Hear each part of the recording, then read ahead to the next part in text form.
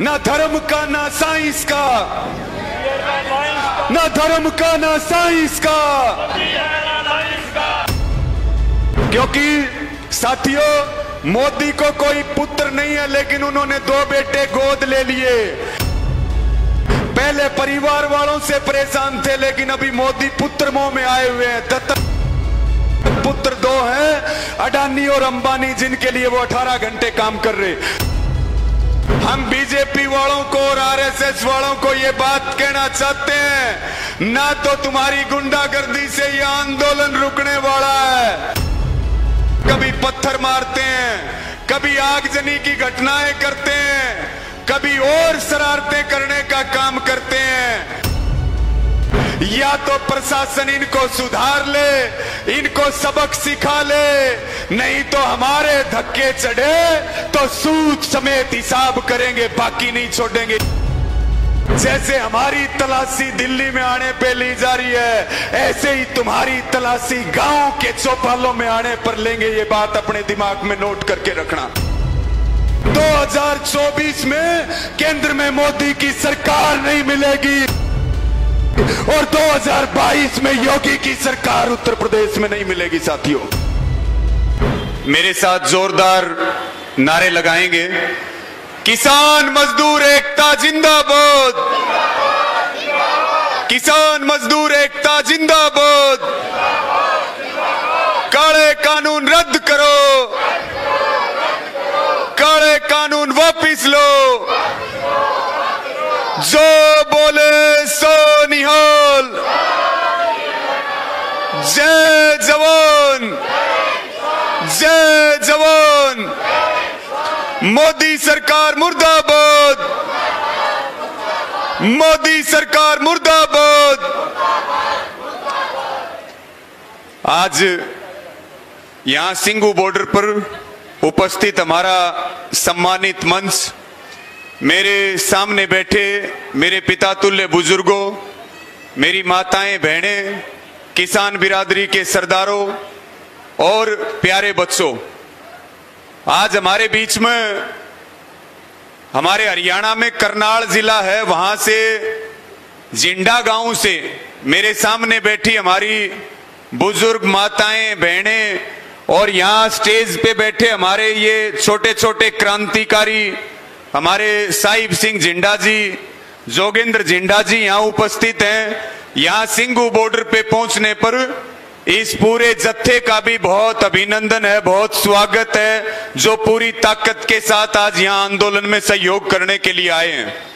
और अब तो निश्चित तौर पर हम ये कह सकते हैं कि जब छोटे छोटे बच्चे इस आंदोलन का हिस्सा हैं और घरों से निकल करके मेरी माताएं बहनें इस आंदोलन का हिस्सा बन रही हैं और किसान का ट्रैक्टर जो खेत से सड़क के ऊपर आ गया, राजधानी में आ गया है, तो निश्चित तौर पर हम ये कह सकते हैं कि समय से कितना भी लगे, लेकिन जीत हमारी होगी। जीत करके हम जाएंगे, खाली हाथ लौट करके जाने वाले नहीं है। साथियों,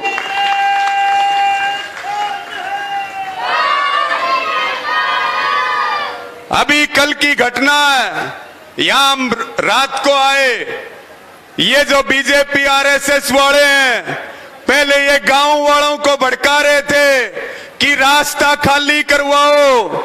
जब गांव वालों ने बीजेपी वालों को भगा दिया, कई बार हमारे बॉर्डरों के ऊपर कभी पत्थर मारते हैं, कभी आगजनी की घटनाएं करते हैं, कभी और शरारतें करने का काम करते हैं। कल फिर यहां पर 2 जगह आग लगाई गई।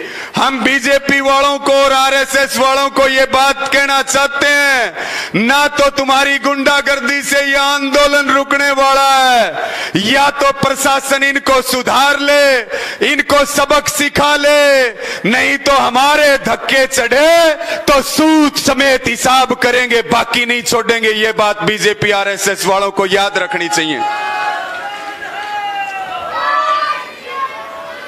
अभी देश में चल क्या रहा है?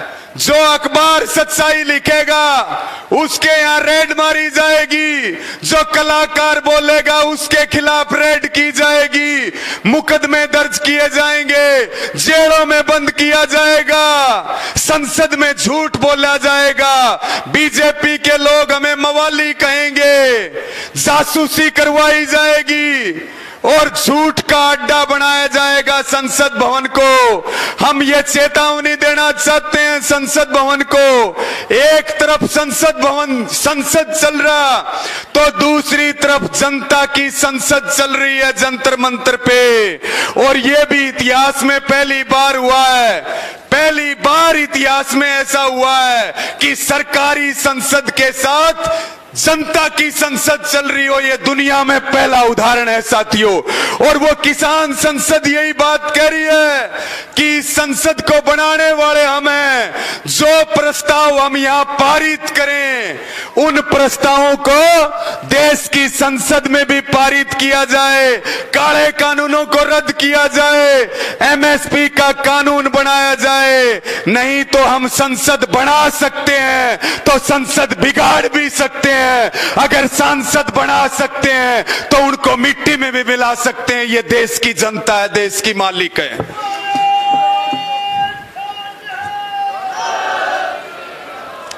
साथियों, अभी संसद के अंदर एक सवाल पूछा सांसद ने और उन्होंने कहा, सवाल पूछा कि जो ऐतिहासिक आंदोलन 8 महीने से चल रहा उसमें कितने किसानों की शहादत हुई है, सरकार इसके आंकड़े दे। सरकार के कृषि मंत्री क्या बोलते हैं? अभी हमारे दूसरे दिन की जब संसद थी, किसान संसद, तो उस दिन भाई रवनीत सिंह बराड़ जी कृषि मंत्री बने थे, उनका इस्तीफा भी हो गया था, कृषि मंत्री बनाया था जनता के दबाव में आकर के। तो जब सवाल पूछा गया तो वो कहते हैं कि किसान आंदोलन में कितनी मौतें हुई हैं, कितनी शहादतें हुई हैं, हमारे पास कोई रिकॉर्ड नहीं है। ये वो लोग हैं जो बीजेपी और आरएसएस वाले 70 साल का हिसाब मांग रहे हैं और जिनके पास 7 महीने का हिसाब नहीं है। ये वो पार्टी और वो सरकार है साथियों। लेकिन हम निश्चित तौर पर यह बात कह सकते हैं, जब दिल्ली के अंदर जाते हैं इतनी ज्यादा सिक्योरिटी नहीं देखी होगी, हजारों पुलिसकर्मी, सैकड़ों गाड़ियां केवल 200 किसानों के लिए, हजारों की सुरक्षा लगाई जा रही है जैसे हम किसान नहीं हैं, हम आतंकवादी हैं। हमारी चेकिंग हो रही है। हम देश में जो एमपी बैठे हैं, जो बीजेपी के एमएलए बैठे हैं, उनको भी ये बात बताना चाहते हैं, जैसे हमारी तलाशी दिल्ली में आने पे ली जा रही है, ऐसे ही तुम्हारी तलाशी गांव के चौपालों में आने पर लेंगे। ये बात अपने दिमाग में नोट करके रखना, ये बात भूलना नहीं चाहिए, क्योंकि अब गुंडागर्दी नहीं चलेगी देश में। निश्चित तौर पर अंत में अपनी बात को समाप्त करते हुए मैं एक ही बात आपको कहूंगा कि अब जो है कल महिला संसद है हमारी, कल महिला संसद है। देश की संसद ठीक तरह से चले या ना चले, लेकिन हमारी संसद दस्तूर जारी है और एक संदेश दे रही है कि मोदी जी हमारी बात सुन लीजिए, संसद हमारी बात सुन ले, केंद्र की सरकार हमारी बात सुन ले, नहीं तो आंदोलन चलेगा। लेकिन 2024 में केंद्र में मोदी की सरकार नहीं मिलेगी और 2022 में योगी की सरकार उत्तर प्रदेश में नहीं मिलेगी साथियों।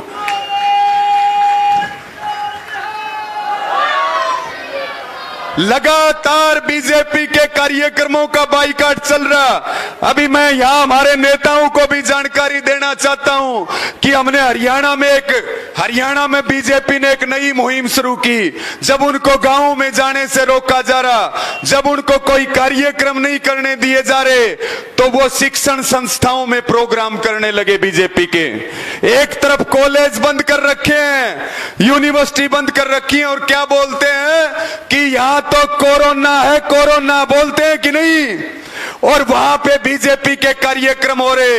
इसलिए अब हरियाणा ने यह भी तय किया कि शिक्षण संस्थाओं को भाजपा का अड्डा नहीं बनने देंगे। अब हरियाणा में बीजेपी का कोई भी कार्यक्रम लुक छुप करके किसी यूनिवर्सिटी और कॉलेज में नहीं होने दिया जाएगा साथियों। और आप सबके मैं पुनः मुझे बोलने के लिए समय दिया पूरी कमेटी का और आप सबका और आपके संघर्ष को सलाम करते हुए केवल यही बात कहूंगा कि या तो हम जीत करके जाएंगे या हमारी लाशें जाएंगी। बिल वापसी जब तक नहीं होगा तब तक घर वापसी नहीं होगी। और इन कानूनों को किसी कीमत पर नहीं मानेंगे। ठोकर मार के तोड़ा है चाहे सूली पर लटका दो, लेकिन कानून तो वापस लेने ही पड़ेंगे। और निश्चित तौर पर हम विजयी होकर के अपने घरों को लौटेंगे और आने वाली पीढ़ियां हमारे ऊपर फक्र करेंगी। इसी के साथ आप सबका बहुत बहुत धन्यवाद, आभार, जय किसान। और हमारे इन छोटे छोटे बच्चों के लिए भी एक बार जोरदार तालियां। और मेरे साथ बोल दें, मैं बोलूंगा ना धर्म का ना साइंस का, मोदी एयरलाइंस का। क्योंकि साथियों मोदी को कोई पुत्र नहीं है, लेकिन उन्होंने 2 बेटे गोद ले लिए। पहले परिवार वालों से परेशान थे, लेकिन अभी मोदी पुत्र मोह में आए हुए हैं। दत्तक पुत्र 2 हैं, अडानी और अंबानी, जिनके लिए वो 18 घंटे काम कर रहे। तो जोरदार नारे लगाएंगे, ना धर्म का ना साइंस का, ना धर्म का ना साइंस का, ना धर्म का ना साइंस का। जो बोले सो निहाल, जो बोले सो निहाल, जो बोले सो निहाल। किसान मजदूर एकता जिंदाबाद, किसान मजदूर एकता जिंदाबाद। काले कानून रद्द करो, काले कानून वापिस लो। किसान एकता जिंदाबाद, जय जवान। वाहेगुरु जी का खालसा, वाहेगुरु जी की फतेह।